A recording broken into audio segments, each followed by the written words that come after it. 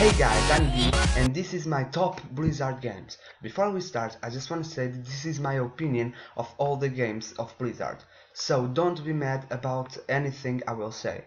And I want to say too that if you are a fanboy of any of these games, please leave now the video, because I will criticize a lot these games. So let's get started. Hearthstone. Hearthstone is the only free game on Blizzard, and it is quite a good game. It is really addictive. It is really good to play against bots. But when you go play online, it's really a matter of luck, and there is no skill needed in this game. A little of practice and understanding, but nothing more. The game has no developing. It's just really the cards, and then you can't do anything. You just win the games, win money by cards, win the games, win money by cards. It's not really a good game, in my opinion. It gets really addictive when you start playing it, but when you start playing online, it's really a game that makes you rage a lot, because the other player has more luck than you, or plays or more time than you, so it has more money, it can defeat you because it has better cards. World of Warcraft. World of Warcraft was the first game to introduce raids to MMORPGs, and it is the game with the best mounts ever in MMOs RPGs. So it should be higher in the list, but you already know why it isn't. It's obvious, because of the pay monthly. It's really stupid. I don't understand why Blizzard made this with World of Warcraft. In any other games, you don't do this. There is no game in the world that you do this without being Xbox and PS4. So I don't really understand why Blizzard made this. Any of their games, you don't have to pay. They even have a free game. Hearthstone is the free game. I don't understand why they made this for World of Warcraft. But we will get there later. First, I want to say that it is really good that World of Warcraft introduced raids, because it just made MMORPGs to go to another level. The MMORPGs are really good now because of World of Warcraft. The mounts. The mounts are the best mounts I ever seen in a game. Mounts are just crazy. But the game ruined that the game is ruined because of their graphics. Did you saw that graphics? What the hell? What was Blizzard thinking when they made the game? They don't develop the graphics. They are always the same shit. Just shitty graphics that just you don't understand nothing that what is going on there. Really, you pay monthly to get that graphics? I don't think so. I would never pay monthly to get a graphics like that. The storyline. The storyline is just so boring. The way you have to do the quests. You have to talk to a guy, do a quest, and go talk to him again. Even if the quest requires you to go to the other side of the planet, you have to get back to him to get your reward. So it's really stupid, that part of the quests and of the storyline. I don't really understand, because Guild Wars just made a quest, how can I say this, quest mechanics really better, because you talk to the guy, you make the quest, you don't even have to talk to the guy, you just go to the area and you make the quest and you get your reward. Sometimes you just don't have to talk to the guy to start the request. It's a new mechanic to the requests that World of Warcraft could do in their games. So I don't really know what they are doing with the money, but that graphics and that storyline could get really better with the money they are winning with you paying monthly to the Blizzard.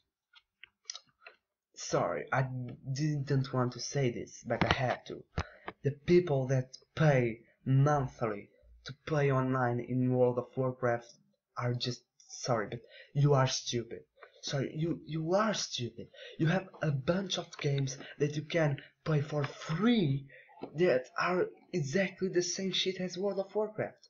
You just get that shitty graphics in any free game you can do it, and the grades there are in every game and in every MMORPG the raids. You can do a raid in every MMORPG now. Mounts, okay, there isn't a game with that good mounts, but there are a lot of games with mounts that are just similar. Okay, they aren't that good, but they are similar, and you want to pay monthly because of fucking mount. I'm just saying, because of that, because you pay monthly, World of Warcraft just really got down, got down in the classification of every gamer.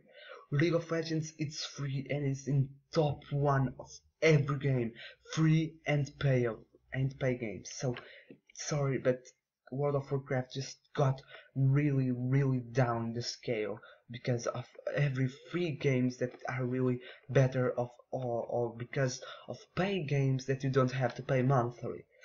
Really, people are just getting really mad because of that. Did you saw what happened with PS4?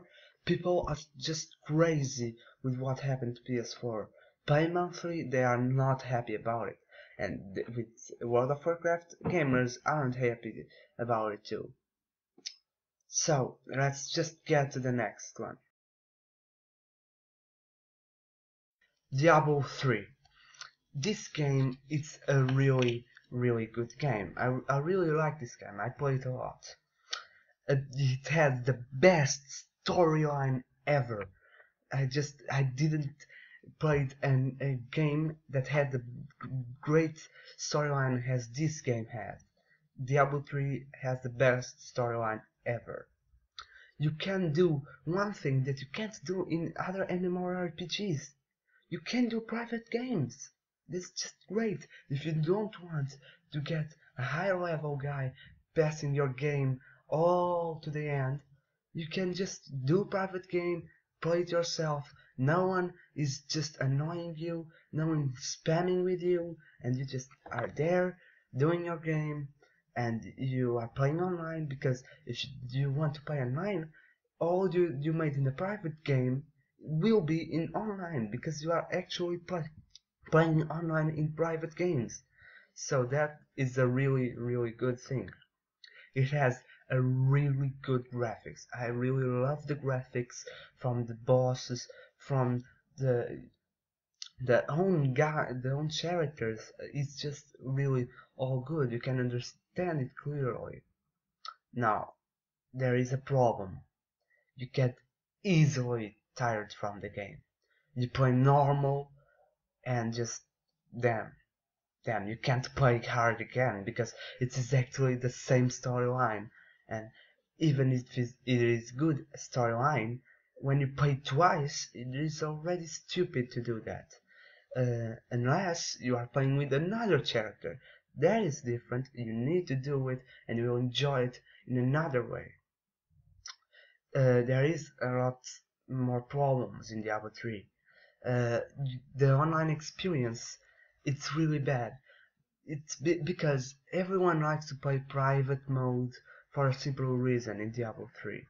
Because you don't want people to rush you to go to the bosses. You want to do it your way, or you want to get rushed to the boss, but you can't kill it alone, so you have to wait for the other guys stop killing the monsters and go with you to the boss. So it is a really hard online experience, because when you play with more guys, your monsters are more stronger, so you can defeat a boss if you are alone. When you are playing like it was 3 guys in the room, so the monster is 3 times more stronger than it was normally. So that is a really bad online experience, in my feelings. Of course, if you are playing with friends, maybe you can tell them not to rush or to rush. So it's a quite different thing. The online experience, it's different to each people. The map. I just don't really like the Diablo 3 because you don't have any map exploration. You have the certain map and you go there to do the quest and you can go there, but there is no point on returning there. Just see all the map and there is absolutely no point to do the map again. But there was one thing that saved this game: the Reaper of Souls expansion. It saved the game completely. If they didn't do this, Diablo 3 was completely ruined. But Reaper of Souls saved this awesome game that is now. It upgraded the online experience like crazy, adding rifts and adding legendaries that you can buy from that guy if you do rifts with friends and missions. It really was a good thing that they made in Reaper of Souls, because you wanted to be with people to say, oh my god, I got this legendary, finally, I bought it like 100 times and now I have the perfect legendary that I wanted. They upgraded the map freedom. Now you have the rifts and you have the missions. So you actually want to get back to that map to do the rift or do the mission. So they just developed the map freedom. I just really like the idea they made, because Diablo 3 was a completely different MMORPG because of that map exploration that was missing. But you still, you don't get tired of this game. You just can't. Sorry, but you can't get tired of Reaper of Souls. It's impossible. You are always doing rifts, always doing missions with different people, getting different legendaries, making different builds. It's just really good. You can't get tired of the game, because you are always exploring the map. Now the map is a lot bigger than it was in Diablo 3. In Reaper of Souls, the map is bigger and you can do a lot more things in the map with different people, making the perfect legendary build, making the perfect fire type build, etc, etc. Now, there is the last problem in Diablo 3. There is no PvP. There is no PvP in Diablo 3 and in Reaper of Souls.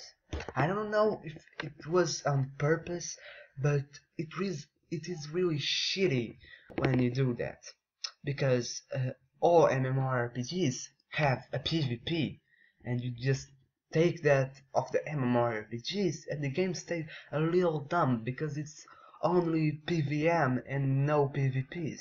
You can't actually do builds to PvM and builds to PvP. So I think that is really stupid from Blizzard to do that, to take the PvP off, because we really need PvP in MMOs RPGs. We really need it. It's just a competitive game. It makes the game really a lot more competitive, and you just want to play PvP to show that best of them all. Not killing Diablo faster, it shows that you are the best of them all. You can get lucky because you have critical hits. So I don't really know if they should upgrade Reaper of Souls too and add PvP, but that's from Blizzard, and this is what I'm doing. I'm criticizing their games and saying who of them are the best. And obviously the one that was missing, Starcraft. So it's really a competitive game. It's one of the best strategy games I ever played. It's a great online experience.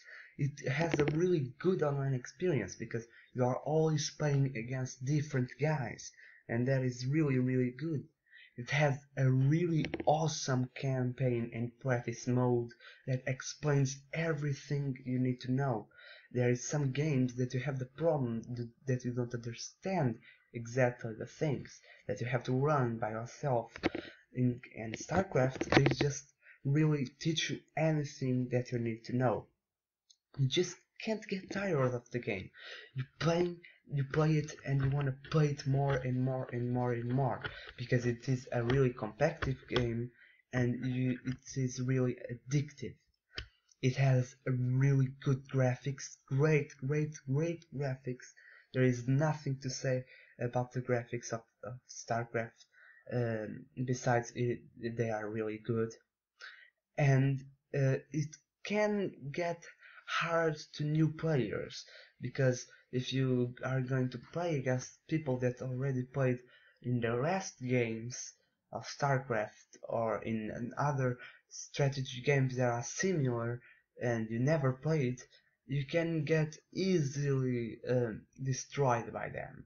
So that is something that is bad on the game, has in all games of its type. Like every strategy game has its problem, so there isn't anything to say about it because the games are like this. You need a lot of practice, that is the truth. To play this game, you need to know a lot of strategies to play in this game, and you need a lot of practice.